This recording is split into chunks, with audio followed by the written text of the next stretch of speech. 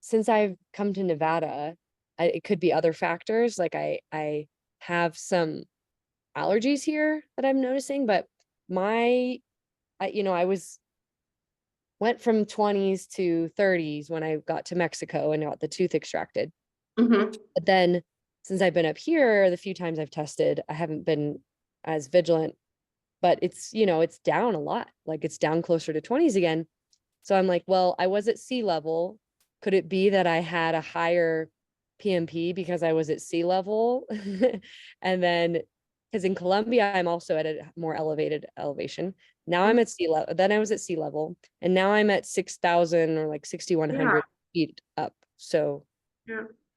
You figured it out. I was just going to mention it. Absolutely. So after 5,000 feet and even before a little bit, the numbers go down significantly. And it doesn't mean that, the situation is getting worse. It just, the measurements are completely different at a high altitude. mhm. So at 6,000 feet elevation, you basically need to multiply your morning PMP by 2. So Oh, congratulations. Yeah. oh. Yeah. Morning PMP? What if I'm testing like in the afternoon? Same thing? Same thing, the same thing. You need to multiply your numbers by 2. And In when that you're case, that's back good to, news. yeah. And when you're back to sea level, your numbers will become significantly higher. And that's how it's going to be. It's not going to change. You go to a high altitude, numbers go down. You go to the sea level, the numbers go up. And at my altitude, which is like 8.5, 9,000 feet elevation, it needs to be multiplied by 2.5. And Wow.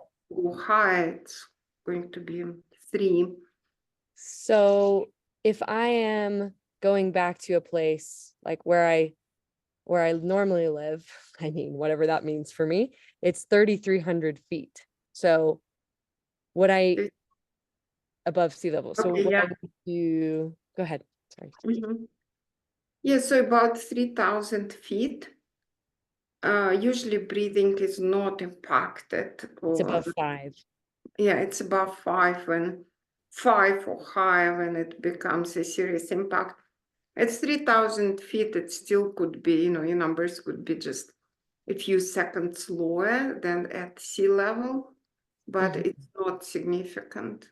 So if I've been here at this altitude for 2 weeks and doing nasal breathing and all of that, in theory, it should be like an automatic Buteyko practice. And then when I go down elevation, my PMP could be better. Yeah, if you're practicing Buteyko at a high altitude, it becomes much more effective. Okay. At sea level, it's like kind of like advanced training in some This way. is a